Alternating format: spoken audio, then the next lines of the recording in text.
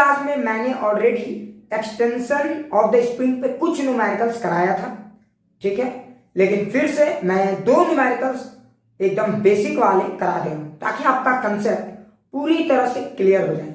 और तीसरे न्यूमेरिकल से आपको खुद से हैंडल करने की जरूरत है और तीसरे न्यूमेरिकल से ही गेम शुरू हो जाएगी, ठीक है। सो प्लीज जरा ध्यान से देखेंगे, आप जितना जल्दी आंसर दे सकते हो बहुत अच्छी बात है, ठीक है। तो चलो देखो, पहला क्वेश्चन क्या है हमारा, एक्सटेंशन ऑफ द स्प्रिंग पर बेस्ड। जरा ध्यान से देखना, ये हमारा पुली है एकदम बेसिक। अब कुछ लोग बोलेंगे सर इस क्वेश्चन की इतना बेसिक न्यूमेरिकल कराने की क्या जरूरत है ना, आपको थोड़ी देर में समझ में आ जाएगा, ठीक है। ये देखिए हमारा पुली है और इस पुली से होते हुए एक पॉइंट इधर है और इस ये रोप से इधर से होते हुए इधर आ गया रोप और ये हमारा एक स्प्रिंग अटैच। याद करो ये न्यूमेरिकल मैंने पिछले क्लास में डिस्कस किया था, ठीक है। तो थोड़ा सा यहाँ पे दिक्कत ये आ गया है कि मुझे थोड़ा सा रिवाइज करना होगा क्योंकि पिछले क्लास का वीडियो डिलीट हो गया था, ठीक है, समझो बात को। और इससे आपका भी रिवीजन हो जाएगा, मेरा भी काम निकल जाएगा, ठीक है। किसी को कोई दिक्कत, आर्यन कोई दिक्कत है क्या अगर पीछे वाला 1-2 पॉइंट थोड़ा सा रिवाइज कर दूं? आर्यन रिवीजन तो जरूरी है। हाँ ठीक है, चलो बहुत अच्छा। अब जरा सवाल को बहुत ध्यान से देखो, ठीक है। सवाल ये है मेरा कि देखो ये मेरा एक पुली है और ये मेरा एक स्प्रिंग से कनेक्टेड पॉइंट है, क्लियर। अच्छा आप लोग देखो जरा ध्यान से देखो, अच्छा बताओ अगर मैंने इस पॉइंट को x एक्सटेंड कर दिया, देखो ये पहले ऐसे कनेक्टेड था, जरा फील करना, अगर मैंने इस पॉइंट को x एक्सटेंड कर दिया तो ठीक है, और स्प्रिंग का स्टिफनेस फैक्टर है k। तो ध्यान से सुनो सवाल, ये देखो स्प्रिंग से कनेक्टेड है और ये रोप से होते हुए यहां तक आया, ठीक है, और मैंने इस पॉइंट को x एक्सटेंड कर दिया, क्लियर।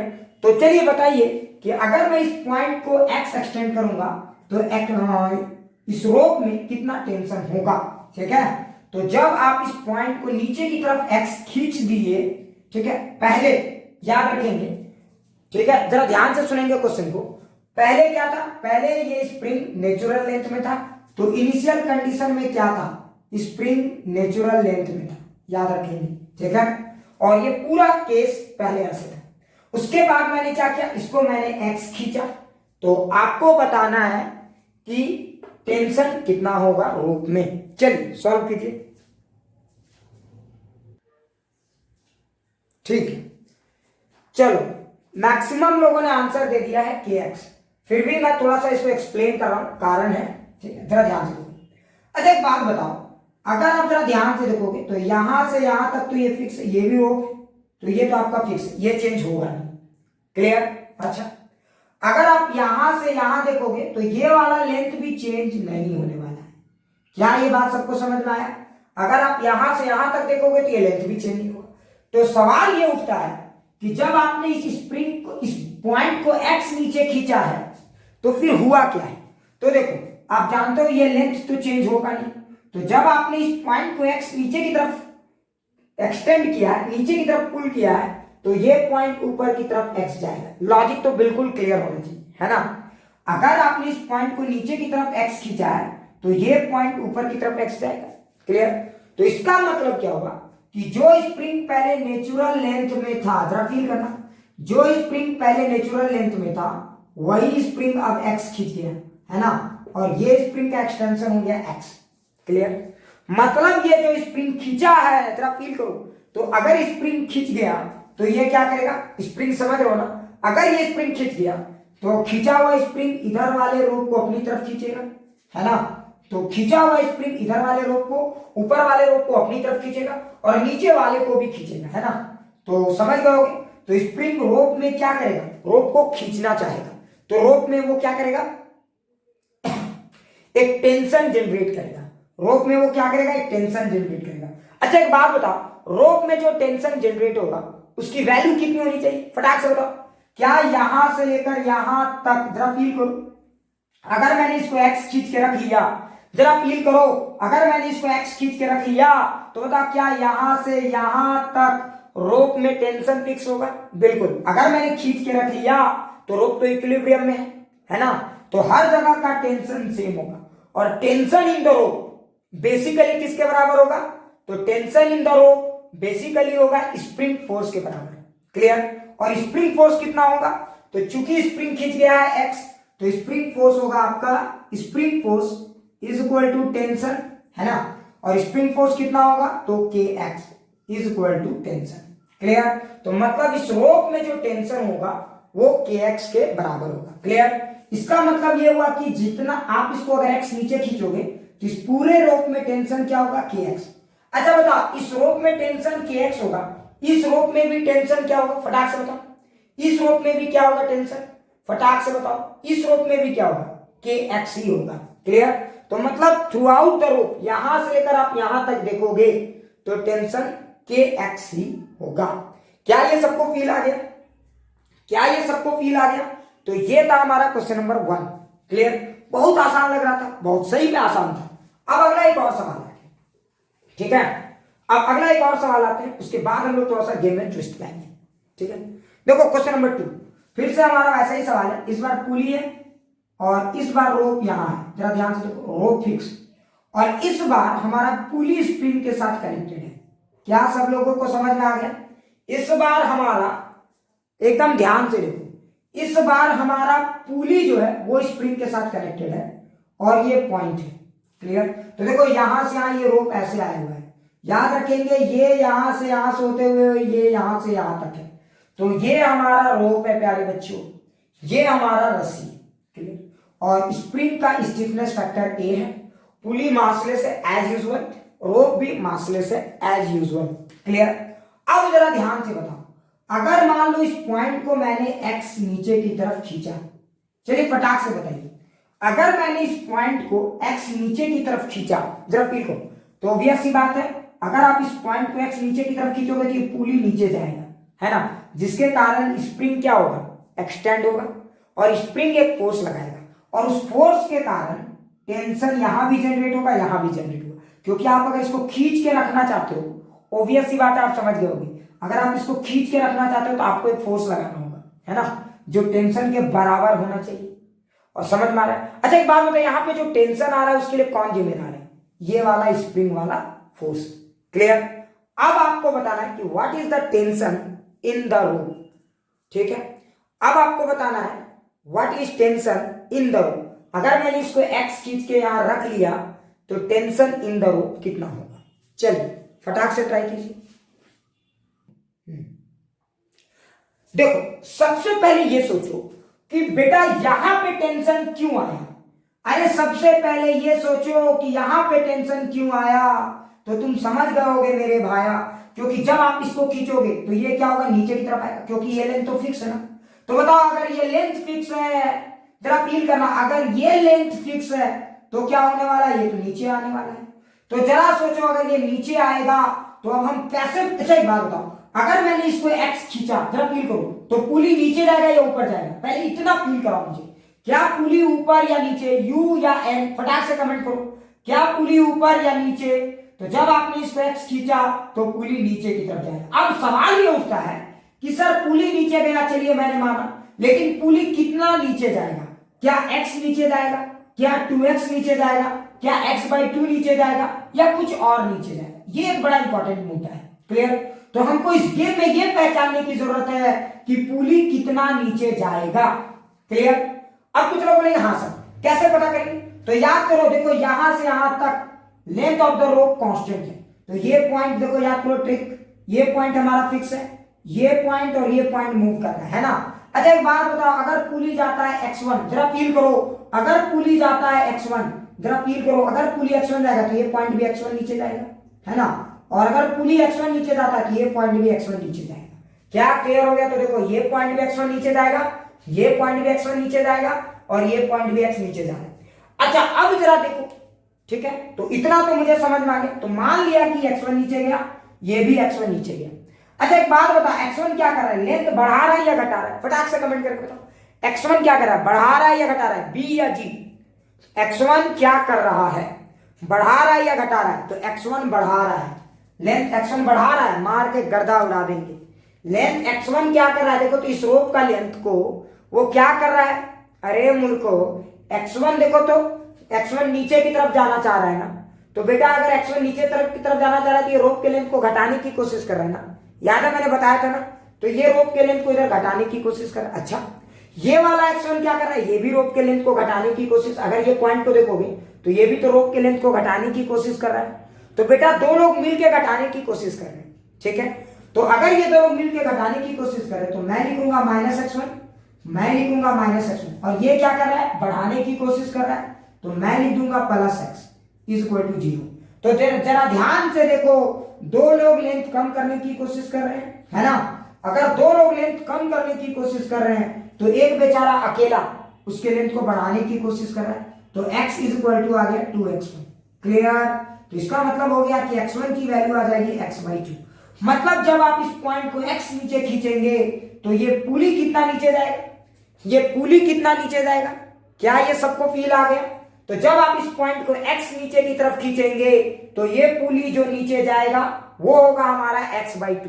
क्या समझ में आया। अच्छा एक बात बताओ, पुली किसके साथ कनेक्टेड है, स्प्रिंग के साथ कनेक्टेड है। अगर ये पुली है और स्प्रिंग के साथ कनेक्टेड है, जरा फील करो, अगर पुली x/2 नीचे गया तो स्प्रिंग की एक्सटेंशन क्या होगी, स्प्रिंग की एक्सटेंशन क्या होगी। पहले सब कुछ नेचुरली था, ठीक है, नेचुरल लेंथ में था।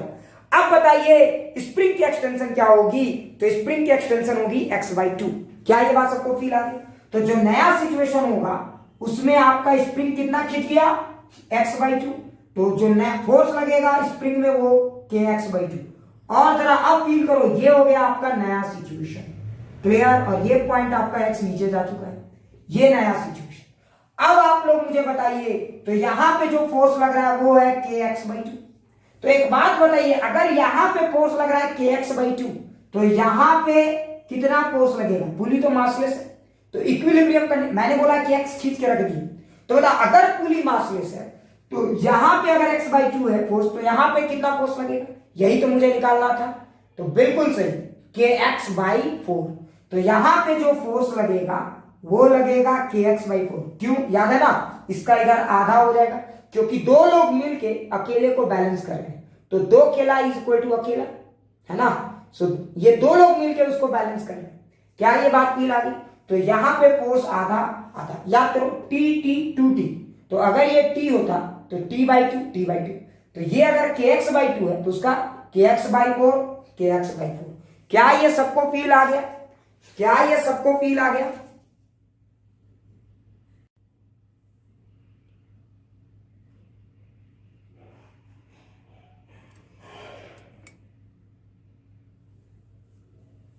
हाँ चलो, एक बहुत ही अच्छा सा सवाल कराता हूं, इससे पूरा का पूरा कंसेप्ट आपको क्लियर हो जाएगा, ठीक है। चलिए एक अच्छा सा सवाल कराता हूं, और प्लीज सारे लोग जरा ध्यान से देखेंगे, और इसी को हम लोग अपना एक फाउंडेशन बनाएंगे अच्छे अच्छे न्यूमेरिकल्स के लिए, ठीक है। सो प्लीज थोड़ा सा ध्यान से देखना, हो सकता है कि आपको थोड़ा सा उटपटांग लगे, शुरू में थोड़ा इजी लगे, फिर बाद में लेवल चेंज हो जाएगा, ठीक है। और यहीं से अब आप पैर रखते हो बहुत ही अच्छे सीरीज में, ठीक है। तो चलो मैं बताता हूं, देखो पहला बेसिक सवाल इस पार्ट का, ठीक है, जरा ध्यान से देखना। अच्छा एक बात बताओ, हम लोगों ने क्या किया था, एक बार यहां दिया, एक बार यहां दिया। अब मेरा मन कर रहा है कि एक बार मैं यहां पे स्प्रिंग को लगा दूं, जरा फील करना, और मेरा मन कर रहा है कि यहां पे भी स्प्रिंग लगा दूं, दोनों जगह लगा दूं, ठीक है। देखो क्या है सवाल, सवाल को जरा ध्यान से सुना। ये स्प्रिंग है नेचुरल लेंथ, ये भी नेचुरल लेंथ, क्लियर। इस स्प्रिंग का स्टिफनेस फैक्टर है K1, जरा फील करना, और इस स्प्रिंग का स्टिफनेस फैक्टर है K2, क्लियर है ना। तो चलो बोलेंगे बात सर, और देखो यहां से रस्सी से स्प्रिंग बना हुआ है, फिर यहां से रस्सी ऐसे होते हुए ऐसे किया, क्या ये बात फील आ गई। और ये पहले सब कुछ नेचुरल लेंथ में है, all springs are in natural length, क्या क्लियर। अब जरा बताओ मुझे, जरा ध्यान से देखना, मजा आ जाएगा। अब बताओ मुझे, मैंने क्या किया, इस पॉइंट को x नीचे की तरफ खींच दिया, मेरा मन किया मैंने इस पॉइंट को पकड़ के x नीचे की तरफ खींच दिया, क्या क्लियर हो गया। मैंने इस पॉइंट को x नीचे की तरफ पकड़ के खींच दिया, क्या ये सबको फील आ गया। जरा ध्यान से देखो, मैंने इस पॉइंट को x नीचे की तरफ पकड़ के खींच दिया, क्लियर। तो जब मैंने इस पॉइंट को नीचे की तरफ पकड़ के खींचा तो बताओ कौन सा स्प्रिंग एक्सटेंड होगा, स्प्रिंग 1 या 2 या दोनों, कौन से स्प्रिंग में बदलाव आएगा, स्प्रिंग 1 या 2 या दोनों। फटाक से पहले यही बताओ, क्या दोनों में बदलाव आएगा, बिल्कुल। है ना, दोनों स्प्रिंग में बदलाव आएगा। अब जरा ध्यान से सुनो, अब आपको बताना है कि what is tension in the rope. Clear? अगर मैंने इसको एक्स खींच के रखा हुआ है तो रोप में कितना टेंशन डेवलप होगा। ठीक है, फिर से सुनिए, अगर मैंने इसको एक्स खींच के रख लिया तो रोप में कितना टेंशन डेवलप होगा। क्लियर? पहला सवाल। और एक चीज ध्यान देंगे, स्प्रिंग पहले नेचुरल लेंथ में था। चलिए सॉल्व कीजिए सारे लोग। हाँ ठीक है, नहीं एक दो जगह मैं तुम्हें बहुत अच्छा न्यूमेरिकल्स कराऊंगा, एक लास्ट में इसका आज का गोल्डन क्वेश्चन। ठीक है, पहले इसको देख लेते हैं। ठीक है ना, तो देखो इस क्वेश्चन को अगर जरा ध्यान से देखोगे, एक बात तो तय है कि ये एक्स जा रहा है तो ये स्प्रिंग भी कुछ एक्सटेंड करेगा और ये भी कुछ करेगा, ये बात तो तय है। दोनों एक्सटेंड करेंगे, ये बात तो तय है। मान लेते हैं कि ये वाला स्प्रिंग x1 एक्सटेंड करता है, मान लेते हैं, मान लो कि ये वाला स्प्रिंग x1 एक्सटेंड करता है। तो देखो अगर ये वाला स्प्रिंग x1 एक्सटेंड करेगा और मान लेते हैं कि ये वाला स्प्रिंग x2 एक्सटेंड करता है। क्लियर? हमने ये मान लिया, देखो हमने क्या माना कि ये स्प्रिंग x1 एक्सटेंड किया, ये स्प्रिंग x2 एक्सटेंड किया। अच्छा ठीक है, अगर एक बात बताओ, अगर स्प्रिंग x1 एक्सटेंड किया है तो फोर्स क्या होगा? कोई मुझे बता सकता है? फोर्स इज इक्वल टू क्या लिखेंगे? तो what is the tension in the rope? Rope में टेंशन इज इक्वल टू क्या लिखेंगे? अगर मान लो कि ये K1 है स्टिफनेस फैक्टर, x1 जो है एक्सटेंशन इन द स्प्रिंग है, तो एक बात बताओ मुझे, टेंशन इन द रोप क्या लिखेंगे? तो K1 x1 लिखेंगे कि नहीं लिखेंगे? अरे रोप में यही टेंशन होगा ना through out the rope, tension तो वही होगा ना रे बाबा। क्या यहां तक सबको फील आ गया? क्या यहां तक सबको फील आ गया? सो अगर हमने ये मान लिया कि ये स्प्रिंग x1 एक्सटेंड किया है तो टेंशन इन द रोप लिखेंगे हम लोग K1 x1। लेकिन एक सेकेंड, अब समस्या क्या है? समस्या ये है कि बेटा एग्जैक्ट क्वेश्चन में क्या दिया हुआ है? क्वेश्चन में दिया हुआ है कि स्प्रिंग ये पॉइंट x डिस्प्लेस किया, x1 डिस्प्लेसमेंट थोड़ी दिया है, ये तो हमने माना है ना, और हमने जो माना वो लिख दिया। लेकिन हमारे मानने उस हिसाब से आंसर नहीं होते, आंसर आपको गिवन टर्म्स के हिसाब से लिखना पड़ेगा। तो इसका मतलब ये हुआ कि मुझे टेंशन को x के टर्म में लिखना चाहिए, तो K1 K2 और x के टर्म में लिखना चाहिए। अब यहां पे सवाल ये है कि हम इस टेंशन को K1 K2 और x के टर्म में कैसे लिखेंगे, है ना? तो जरा ध्यान से देखो। तो यहां तक तो क्लियर है सबको? पहले एक बार बताओ सारे लोग, प्लीज बताओ, यहां तक सबको क्लियर हो गया कि टेंशन है K1 x1। लेकिन अब मेरा सबसे बड़ा चैलेंज क्या है? x1 को x के टर्म में लिखना है मुझे, बस यही मेरा मेन चैलेंज है। अगर मैं किसी तरह से x1 को x के टर्म में लिख पाया तो हम लोग अपने जो मिशन है उसमें सक्सेसफुल हो जाएंगे, मिशन सक्सेसफुल। लेकिन अब सवाल उठता है सर इतना आसान नहीं है जितना कि हम लोग बोल रहे हैं। ठीक है, अब एक बात बताओ, एक लॉजिक से देखो, एक इक्वेशन कहां से मिलेगा? तो x1 x2 और x के बीच में रिलेशनशिप चाहिए। तो बताओ एक इक्वेशन आप जरा देखो, पुली के हेल्प से ले सकते हो, जरा फील करो। अगर आप इस पुली को बहुत ध्यान से देखोगे तो बताओ पुली में ऊपर की तरफ कितना फोर्स लग रहा होगा? स्प्रिंग क्या कर रहा होगा? स्प्रिंग खींचा हुआ है ना, तो खींचा हुआ स्प्रिंग क्या करेगा? पुली को अपनी तरफ खींचना चाहेगा। ये क्या करेगा? पुली को अपनी तरफ खींचेगा। तो देखो इधर लगेगा K2 x2, क्या सही या गलत? तो देखो इधर लगेगा K2 x2। अच्छा उसी तरह से ये वाला स्प्रिंग क्या करेगा? तो इधर की तरफ खींचना चाहेगा, है ना? तो K1 x1 रस्सी के हेल्प से इधर की तरफ खींचना चाहेगा। और टेंशन तो तुम भी जानते हो, इधर भी और इधर भी वही लगेगा। तो देखो इधर भी लगेगा K1 x1। एक बार में लिख दे रहा हूं, दोबारा मैं जब भी न्यूमेरिकल्स करूंगा ये सब चीजें नहीं लिखूंगा, मैं फटाक से बोल दूंगा K1 x1 यहां है, K1 x1 यहां है और K2 x2 यहां है। तो देखो K2 x2 is equal to twice of K1 x1। तो एक इक्वेशन तो मेरा ये आ गया। तो जो इक्वेशन आया मेरा K2 x2 is equal to twice of K1 x1। क्या ये सबको फील आ गया? अच्छा बताइए ये इक्वेशन कैसे आया? समझ में आया ना? पुली के दोनों तरफ के फोर्स को हमने इक्वेट कर दिया। तो पुली में जो ऊपर में फोर्स लग रहा है K2 x2 और पुली में जो नीचे में फोर्स लग रहा है K1 x1।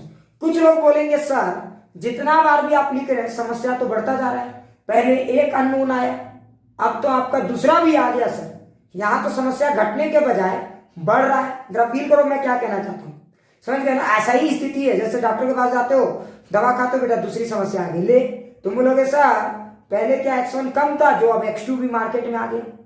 तो टेंशन मत लो, बिना उसकी इलाज ही नहीं है। ठीक है, अब आगे सोचो।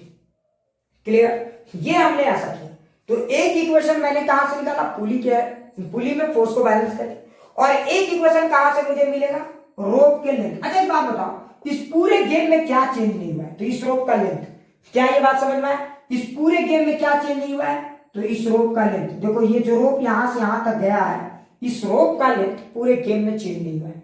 ये भी तो हमारे लिए एक यूजफुल इंफॉर्मेशन है। तो देखो कैसे, अच्छा अगर आप जरा ध्यान से देखो तो देखो इस रोप का, उस रोप के लेंथ को बढ़ाने में कितने वेरिएबल है यहाँ पे, कोई मुझे बता सकता है, तो 3 है। x1 चेंज करने में x1, x2 और x, ये 3 लोग हैं, तो उन तीनों का एक इक्वेशन लिखते हैं। तो एक बात बताओ, अगर आप इन तीनों का इक्वेशन लिखोगे तो बता x1 के लिए क्या लिखेंगे, प्लस या माइनस, फटाक से बताओ x1 क्या करना चाह रहा है, फटाक से बताओ x1 क्या करना चाह रहा है, अरे x1 के लिए इस रोप के लिए क्या लिखेंगे, प्लस या माइनस, तो माइनस x1। क्लियर, अच्छा x2 के लिए क्या लिखेंगे, फटाक से बताओ x2 के लिए क्या लिखेंगे, माइनस या प्लस, x2 के लिए क्या लिखेंगे, माइनस या प्लस, फटाक से बताओ, तो इसके लिए भी माइनस, इसके लिए भी माइनस। देखो ये भी इधर से रोप को लूज करना चाह रहा है, ये भी इधर से रोप को लूज करना चाह रहा है, तो माइनस x2, और इधर से भी क्या लिखेंगे, देखो ये भी इधर से रोप को लूज करना चाह रहा है, माइनस x2, और इसके लिए क्या लिखेंगे, x के लिए क्या लिखेंगे, फटाक से बताओ x के लिए क्या, अगर इस पॉइंट को फिक्स करो तो देखो x का असर समझ में आएगा, इस पॉइंट को फिक्स करो तो x का असर समझ में आएगा, plus x is equal to 0।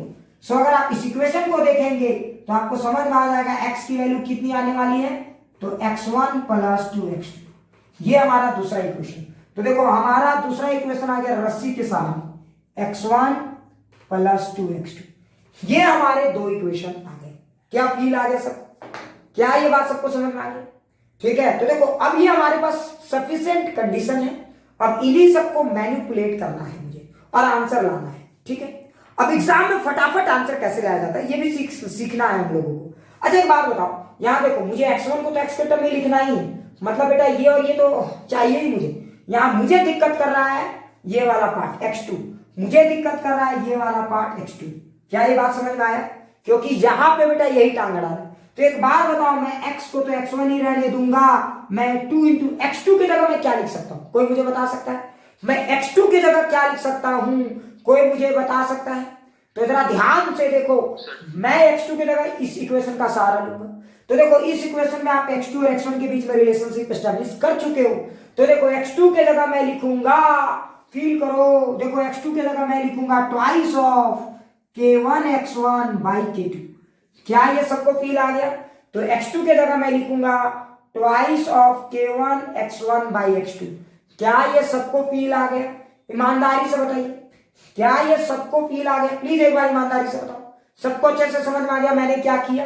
तो हमने सिर्फ एक छोटा सा मैथमेटिकल कैलकुलेशन कर दिया है, ठीक है। अगर आप इसको सॉल्व करोगे तो देखो x की वैल्यू क्या आएगी, तो x1 तो बाहर आ जाएगा, अरे ये x1 आपका बाहर आ जाएगा, और ये वैल्यू हो जाएगा 1 plus 4 times of k1 by k2। ये सबको फील आ गया, x is equal to x1 into 1 plus 4 times of k1 by k2।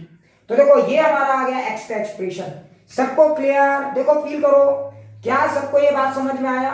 सो देखो हमारा x का जो एक्सप्रेशन आया, x1 के बीच में जो रिलेशनशिप आया वो आ गया 1 plus 4 times of k1 by k2। अब कुछ लोगों के दिमाग में एक सवाल चल रहा होगा कि सर ये क्या सही है या गलत है, कोई मुझे बता सकता है क्या ये जो रिलेशनशिप है ये सही है या गलत है, क्या हम इसको जस्टिफाई कर सकते हैं, कोई मुझे बता सकता है, कैसे प्रूव करोगे, बोलो बोलो। सर अगर ये वाला ये K1 नहीं होता तो मतलब पहला K1 वाला स्प्रिंग नहीं होता तो सर वो 0 हो जाता, तो सर मतलब तो फिर वैसे मतलब वही आ जाता। देखो फील करो बच्चों, फील करना। अच्छा एक बात बता, इस एक्सप्रेशन को देखो, अच्छा एक बात बता, इस एक्सप्रेशन को तुम समझने की कोशिश करना, मजा आ जाएगा, बहुत मजा आने वाला है। जरा देखो, अगर मान लो कि इसमें से एक पार्ट को रो बना दो, K2 को रो बना दो। अच्छा एक बात बताओ, अगर मैंने K2 को रो बना दिया तो क्या इसको रो बना, जैसे ही हमने रो बना दिया, बोलो अब क्या होने वाला है, फटाक से बताओ। अगर K2 को तुमने रो को बना दिया तो K2 की वैल्यू क्या होने वाली, फटाक से बताओ। अगर आपने स्प्रिंग से उसको रोप में कन्वर्ट कर दिया तो एक्सटेंशन, याद करो इस याद करो रोप को आपके उसकी K2 की वैल्यू क्या हो जाएगी, इंफिनिटी। बहुत अच्छी, क्योंकि स्प्रिंग में क्या होता है याद है ना, स्प्रिंग में एक्सटेंशन हो सकता है, इसमें एक्सटेंशन नहीं के बराबर है, मतलब इसकी K2 की वैल्यू इंफिनिटी होगी। तो जरा फील करो अगर आपने इसको रोप में बदल दिया तो K2 की वैल्यू इंफिनिटी, तो जैसे ही इंफिनिटी पुट करोगे देखो नीचे इंफिनिटी है 0, तो x is equal to x1, मतलब अगर ये रोप हो गया तो आप पता है इस पॉइंट को जितना खींचोगे ये पॉइंट उतना ही खिंचाएगा, ये प्रूफ भी हो जाएगा। देखो x is equal to x1, K2 को आप इंफिनिटी रख दो, देखो x is equal to x1। क्या ये बात सबको समझ में आया, क्या ये बात सबको समझ में आया या नहीं? तो देखो ये समझ में आ रहा है कि हम लोग सही डायरेक्शन में हमारा फॉर्मूला जा रहा है। क्लियर, फील आया या बोरिंग लगा, ईमानदारी से बताओ, क्या ये बात अच्छे से फील आ गई मैं क्या कहना चाह रहा हूं, क्या ये बात अच्छे से फील आ गई मैं क्या कहना चाह रहा हूं? तो देखो समझ में आ रहा है ना, क्लियर। अच्छा एक बात बताओ, पिछले जो भी हम लोगों ने न्यूमेरिकल कराए क्या इसी का एक स्पेशल केस था? कोई भी मुझे बता सकता है पिछले जो भी न्यूमेरिकल मैंने कराया क्या इसी का वो एक स्पेशल केस था? बिल्कुल, है ना। एक बार अगर तुमने K2 को इंफिनिटी रखा तो ये वाला पिक्चर आएगा, और अगर एक बार K1 को इंफिनिटी रखा तो याद करो कौन वाला पिक्चर आएगा। आप लोगों ने माइंड में बना लिया, अगर K1 को इंफिनिटी रखा तो आपका जो नया पिक्चर कुछ ऐसा आएगा। क्या समझ में आ रहा है? क्या एक एक चीजें फील आ रही है? क्या एक एक चीजें फील आ रही है? मतलब यही वाला पिक्चर इधर है जहां पे K2 की वैल्यू इंफिनिटी, और यही वाला पिक्चर इधर है जहां पे K1 की वैल्यू इंफिनिटी। क्लियर, मतलब पिछले के दो न्यूमेरिकल इसी के एक स्पेशल केस है। क्लियर, अच्छा बहुत अच्छा। अब मेरा अगला टारगेट था कि मुझे तो आंसर किसके टर्म में देना था, मुझे आंसर x के टर्म में देना था, है ना। तो ये तो समझा रहा था मैं, इसलिए इतना लेंदी कर दिया। मिटा दूं ये सब, मिटा दूं, स्क्रीनशॉट ले लो, बहुत काम का चीज है। क्या फील आ रहा है, क्या फील आ रहा है सबको, या रट्टा मारने जैसा लग रहा है? पक्का एक एक चीज फील आ रहा है सबको, सोच लो, ठीक है, बहुत अच्छा। अब मेरा अगला इंटरेस्ट ये है कि मुझे आंसर को किस टर्म में लिखना है, x के टर्म में। तो देखो t इक्वल टू क्या लिखूंगा, K1 और x1। तो देखो मैं यहां पे डायरेक्ट भी कर सकता हूं, अब जोड़ घटाव कर ही सकते हो, x by 1 plus 4 times of K1 by K2। अब आप इसको मैथमेटिकल मैनिपुलेशन जो करना है करो, ये आपका आंसर आ गया। So this is your answer. Clear, so tension is basically this one, क्योंकि x1 ये वाला नीचे चला गया तो x बाई दिस। अब इसको मैथमेटिकली हॉचपॉच करना आपकी जिम्मेदारी है, तो मतलब जो टेंशन यहां पे डेवलप होगा वो इतना होगा। क्लियर, और मैं आपको जान के हैरानी होगी, आप इसमें जो भी वैल्यू पुट करोगे ना तो आपको यहाँ का टेंशन मिल जाएगा। क्लियर, आप K2 की वैल्यू इंफिनिटी पुट कर दोगे तो आपको ये वाला कंडीशन का टेंशन मिल जाएगा, ठीक है। और अगर आप K1 की वैल्यू इंफिनिटी पुट कर दोगे यहां पे तो आपको ये वाला कंडीशन का टेंशन मिल जाएगा। क्या पूरा फील आ गया? प्लीज एक बार सारे लोग ईमानदारी से बताओ। चलो एक और इजी सवाल कराता हूं, जरा ध्यान से देखना, ठीक है।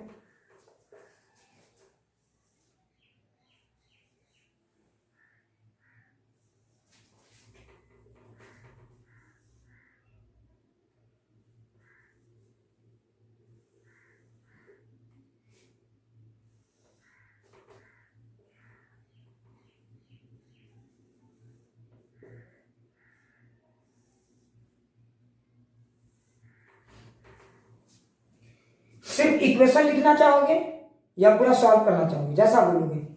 क्या चाहोगे तुम लोग? थोड़ा और लंबा कर दे इसको, थोड़ा और लंबा कर दे कि इतना ही रखना चाहोगे? तो कर दीजिए, एक बार में सब सद जाएगा। अरे डर लगता है ना, सब लोग समझ पाए नहीं पाए। अच्छा चलो ठीक है, एक बेसिक ही करते हैं, ठीक है। देखते हैं K1 K2 K3, चलिए पता चलता हूं। देखो सवाल ध्यान से सुनो क्या है, ठीक है, जरा ध्यान से सुनो। हाँ बिल्कुल, सवाल जरा ध्यान से सुनना। K1 K2 K3, ये स्प्रिंग पहले नेचुरल लेंथ में है, ये भी नेचुरल लेंथ, ये भी नेचुरल लेंथ, तो यानी ये तीनों स्प्रिंग नेचुरल लेंथ में है। क्लियर, और ये रोप देखो यहां से अटैच होकर यहां तक है।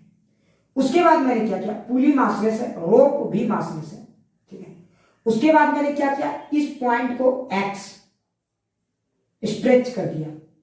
क्लियर, इस पॉइंट को मैंने क्या किया, x खींच दिया। क्लियर ना, तो अगर इस पॉइंट को मैंने एक्स खींच दिया तो आपको बताना है कि टेंशन इन द रोप क्या होगा। ठीक है, तो आपको निकालना है टेंशन इन द रोप, लेकिन आप पूरा मत सॉल्व कीजिए क्योंकि टाइम बहुत कम है। आप सिर्फ क्या कीजिए, एक बहुत ही मतलब गोल्डन इक्वेशंस लिखिए कि टेंशन किसके बराबर होगा और कंडीशंस लिखिए। Only you have to write required conditions. सिर्फ इस पूरे का सॉल्यूशन तक पहुंचने के लिए मुझे किन किन कंडीशंस की जरूरत है, ठीक है, तो वो सब आपको सिर्फ लिखने हैं। चलिए ट्राई करो।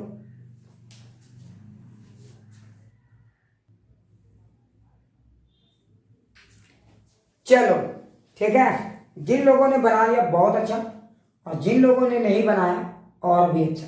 ठीक है, चलो देखते हैं। सबसे पहले इस न्यूमेरिकल को ध्यान से देखो हो क्या है ना। तो एक बात बताओ, जब हम इसको x खींचेंगे, फील करो, तो जब हम इसको x खींचेंगे तो कौन सा स्प्रिंग एक्सटेंड होगा या नहीं होगा? 1 2 3 तीनों एक्सटेंड होंगे या नहीं? लॉजिक से बताइए, क्या ये तीनों एक्सटेंड होंगे या नहीं, या कोई दो या कोई सिर्फ एक? सब के सब एक्सटेंड होंगे। ठीक है, बहुत अच्छा। अगर सब के सब एक्सटेंड होंगे तो एक काम करते हैं, हमने मान लिया कि ये x1 एक्सटेंड होगा, फील करो। हमने मान लिया कि ये x2 एक्सटेंड होगा, फील करो। और हमने मान लिया कि ये x3 एक्सटेंड होगा, ये हमने मान लिया। क्या ये बात सबको समझ में आ गई? ये हमने मान लिया ये सब एक्सटेंड होंगे। अच्छा एक बात बताइए, ठीक है, टेंशन का फॉर्मूला, इस रोप में जो टेंशन होगा वो क्या लिख सकते हैं?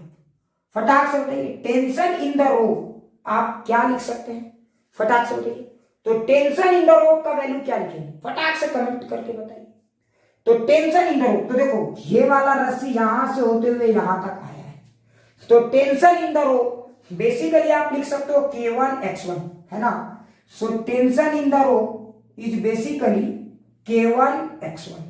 क्या सबको फील आ गया? ये हमारा टेंशन इन द रोप होगा। लेकिन अब हमारे सामने चैलेंज क्या है कि सर ये X1 तो हमने माना है और मुझे tension in terms of X लिखना है, क्योंकि हमें क्वेश्चन में क्या क्या चीज दिया हुआ है, K1 K2 K3 और X। तो मुझे टेंशन को निकालना है in terms of K1 K2 K3 and X। तो सर ये ना चलिए, बिल्कुल मैं मानता हूं ना चलिए। तो अब इसको चलाने के लिए मैं क्या करूंगा, मुझे अब कुछ इक्वेशंस और इसको देखकर मुझे कुछ सॉल्यूशन सोचने होंगे। मुझे कुछ ऐसा तरीका सोचना होगा कि मैं x1 को x के टर्म में एक्सप्रेस कर सकूं। अब मैं क्या क्या चीजें सोच सकता हूं, तो मैं x1 और x को कैसे रिलेट कर सकता हूं, है ना। तो x1 और x डायरेक्टली रिलेटेड नहीं है, जो बाकी की बात ये है। तो x1 और x को रिलेट करने के लिए आपको दो पॉइंट पे ऑब्जर्व करना होगा। तो देखो ये ऑब्जर्वेशन, ठीक है, जो आपका ऑब्जर्वेशन आने वाला है, ठीक है, तो ये आपको ऑब्जर्वेशन के थ्रू ही पता चलेगा। क्लियर? तो देखो पहला ऑब्जर्वेशन आप क्या करोगे, आप जरा ध्यान से देखो। तो पहला ऑब्जर्वेशन से आपको समझ में आ रहा होगा कि ये वाला टेंशन, ये वाला टेंशन और ये वाला टेंशन सेम है ना। अच्छा एक बात बताइए, जरा ध्यान से देखिए, इस पुली के अक्रॉस नेट फोर्स 0 है, तो बताइए मैं क्या लिख सकता हूं, बताइए मैं क्या लिख सकता हूं। तो जरा ध्यान से देखिए, K1 X1 और K2 X2 रिलेटेड है, तो बताइए कितना K1 X1 is equal to कितना K2 X2। तो बताइए K2 X2 is equal to how much K1 X1। तो बताइए K1 X1 मैंने लिखा is equal to K2 X2 लिखा is equal to K3 X3। बताइए पहले इसको समझिए। तो बताइए K2 X2 और K1 X1 में मैं यहां से कितना से मल्टीप्लाई करूं, मैं यहां पे कितना से मल्टीप्लाई कर दूं? फटाक से बताइए कि K2 X2 के बराबर हो जाए, तो 2 से मल्टीप्लाई करने की जरूरत है, क्योंकि इसका दो पार्ट, देखो इसका एक पार्ट इसके दो पार्ट को बैलेंस कराए, तो 2 K1 X1। अच्छा एक बात बताइए, K2 X2 और K3 X3 में कौन ज्यादा है? लॉजिक से बताइए, K2 X3 और K2 X2 में और K3 X3 में कौन ज्यादा है? कौन ज्यादा है? K3 X3 ज्यादा है, मार के गर्दा उड़ा देंगे, दोनों सेम है। सोचो दोनों सेम है, लॉजिक से सोचो।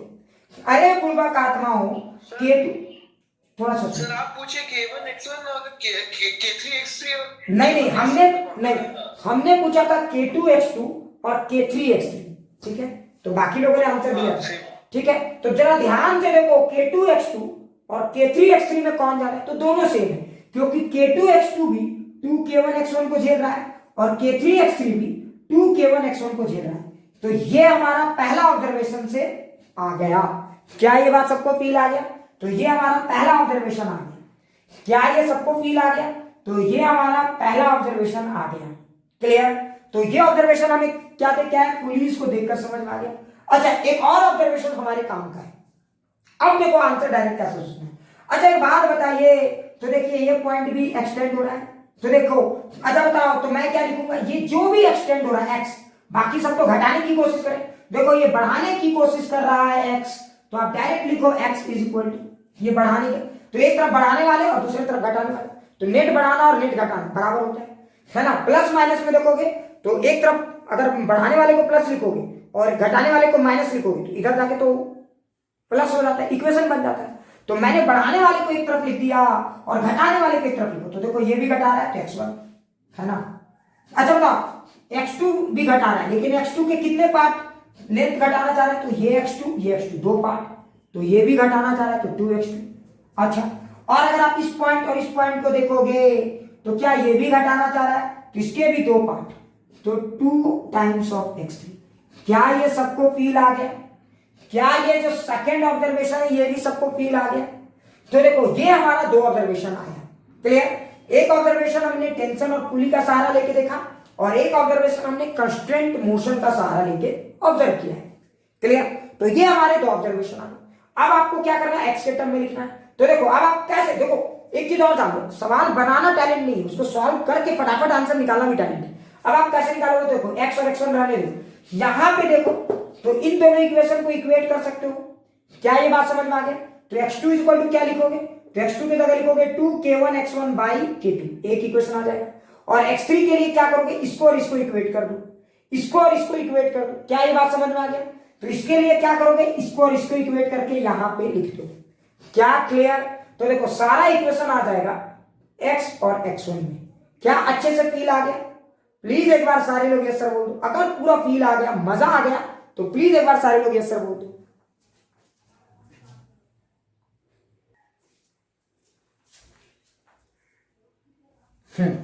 देखो क्वेश्चन क्या है, प्लीज थोड़ा सा ध्यान से देखना। ये हमारे पास एक पुली, यहां पे एक स्प्रिंग और यहां पे भी पुली, ठीक है, यहां पे भी रुक जाना,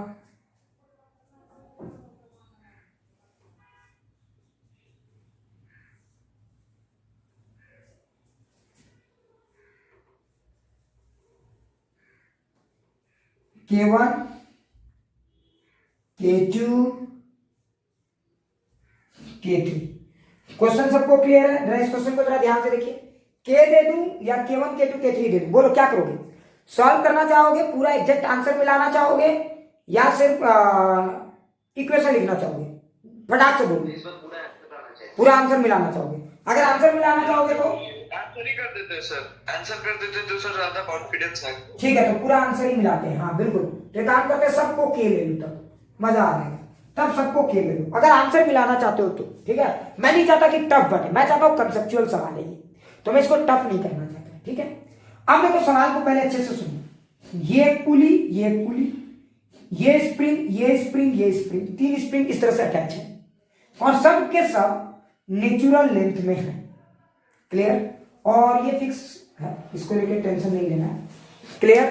ये सब के सब नेचुरल लेंथ में।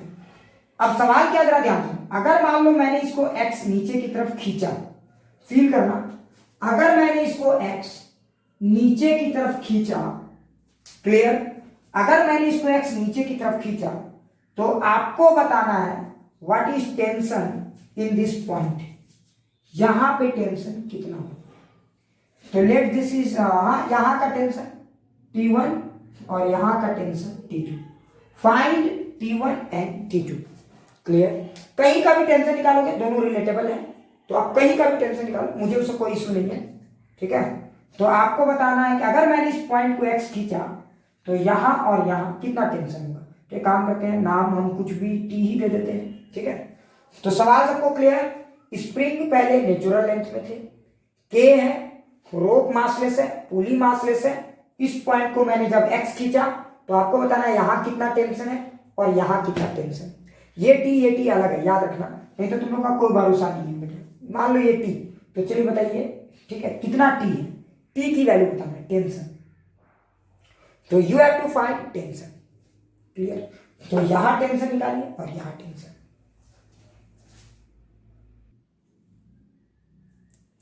अच्छा, सबसे पहले इस क्वेश्चन में देखो, कहीं पे भी तुम मान लेते हैं कि ये वाला पॉइंट x1 मूव किया। आपने किसको x1 माना, वो कोई मैटर नहीं करता, आंसर तो सबका लास्ट में वही आएगा। तो मान लीजिए ये पॉइंट x1 मूव किया, ये स्प्रिंग, मान लीजिए ये स्प्रिंग नीचे की तरफ मूव किया x2, है ना, और मान लीजिए जरा फील करेंगे, ठीक है, और मैं ये स्प्रिंग नीचे की तरफ मूव किया x2, और मान लीजिए ये पुली, ये वाला पुली नीचे की तरफ मूव किया x2 और ये वाला पुली नीचे की तरफ मूव किया x2। क्या ये सबको फील आ गया? क्या ये सबको फील आ गया? देखो मैंने यहाँ पे 3 मूवमेंट माना।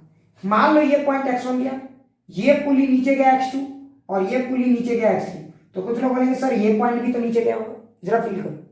तो जरा देखते हैं क्या आएगा, पहले लॉजिक समझते हैं, ठीक है।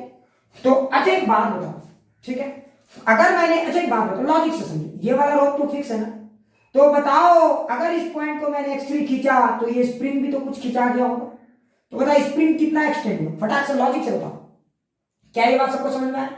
अगर मान लो मैंने इस पॉइंट को x3 खींचा तो देखो ये स्प्रिंग कितना खींच गया होगा, तो ये स्प्रिंग x3 खींचा होगा, नहीं, ये स्प्रिंग खींचा होगा 2 टाइम्स ऑफ x3। फील करो, अरे बेवकूफ, जब आपने इसको खींचा तो देखो ये पॉइंट और ये पॉइंट, फील करो।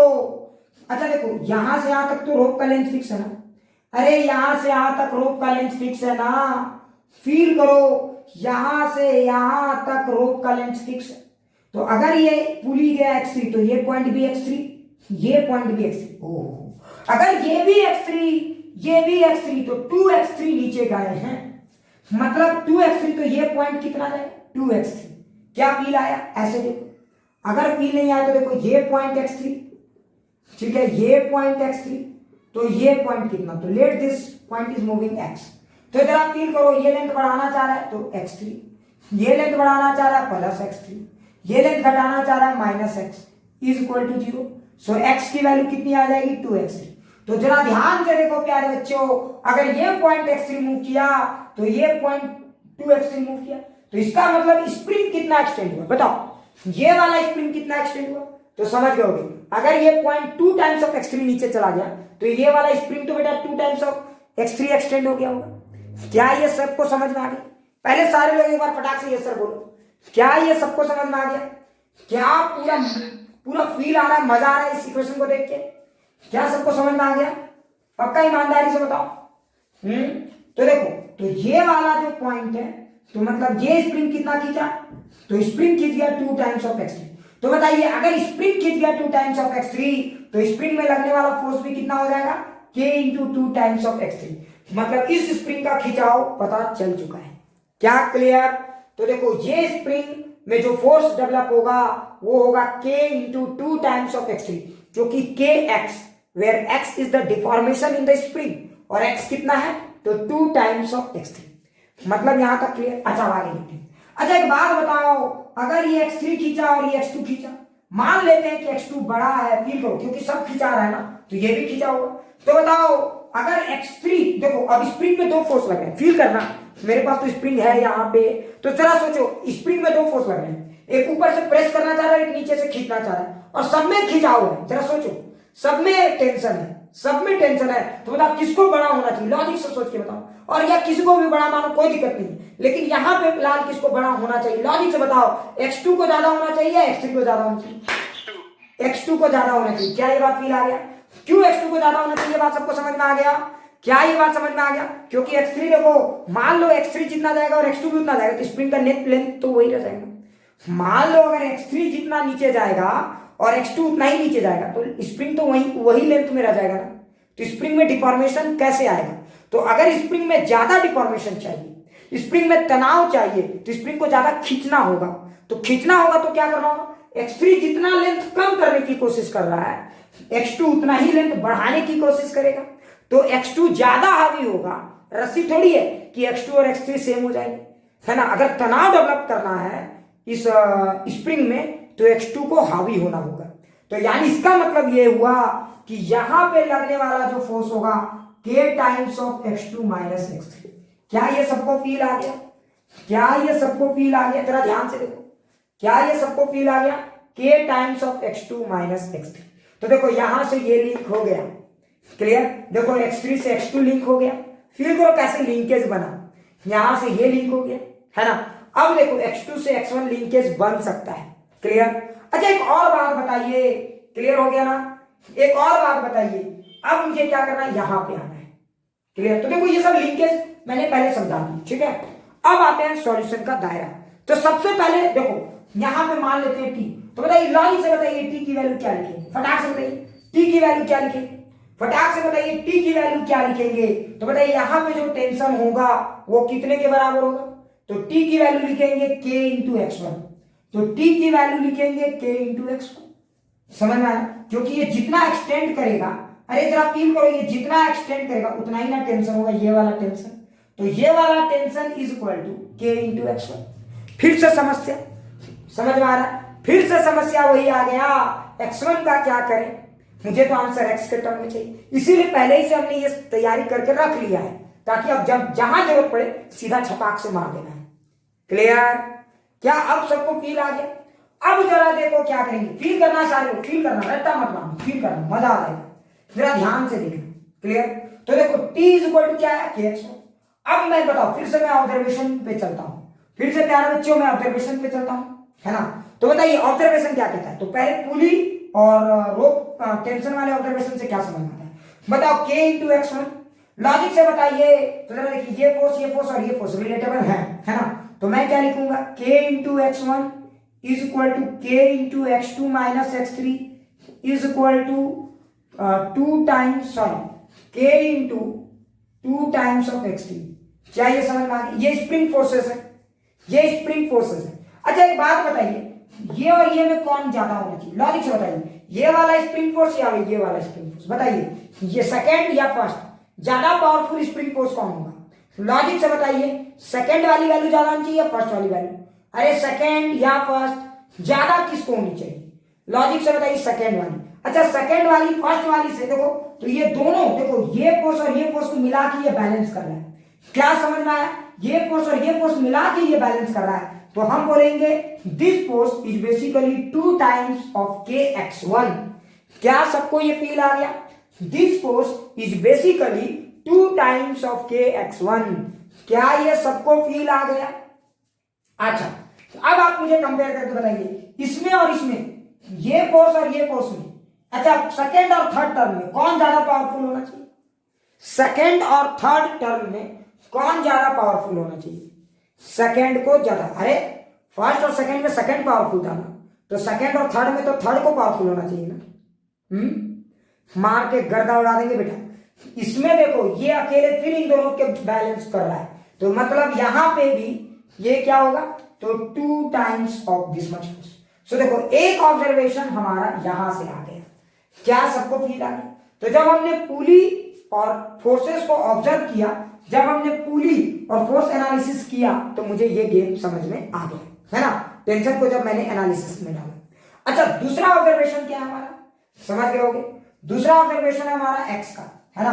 तो जरा फील करो x इज इक्वल टू क्या होगा, फटाक से बताइए, तो x इज इक्वल टू क्या लिखेंगे, फटाक से बताइए। अच्छा बताओ x किससे डायरेक्ट रिलेटेबल है, x1 x2 x3 से, x1 या x2 से, x2 या x3 से, या सब से डायरेक्ट, बताओ यहां पे क्या लिखेंगे, डायरेक्ट बताओ क्या लिखेंगे। तो x किससे मैच करता है, x1 एंड x2 से, बहुत अच्छा। तो जरा फील करो x इज इक्वल टू, देखो ये लेंथ घटाना चाह रहा है, ये भी घटाना चाह रहा है और ये बढ़ाना चाह रहा है, तो बढ़ाना वाला एक तरफ और घटाने वाला एक तरफ, तो दोनों मिलाकर बराबर, तो x1 इधर से x2 1 2, देखो ये बेचारा अकेले इधर से, तो दोनों तरफ से, तो 2 times of x2। So this is my another constraint relationship. क्या ये सबको फील आ गया? तो ये हमारा इस पूरे गेम को सॉल्व करने का बेसिक, मतलब किचन में सारे सामान तैयार है, अब खाली बस पुट करना है एंड सॉल्व कर देना है। क्या सारी बातें फील आ गई? क्या इस तरह के कंसेप्ट पूरी तरह से फील आ गए कैसे बनाए जाते हैं? क्या पूरी तरह से फील आ गए? प्लीज एक बार सारे लोग यस सर बोल दो।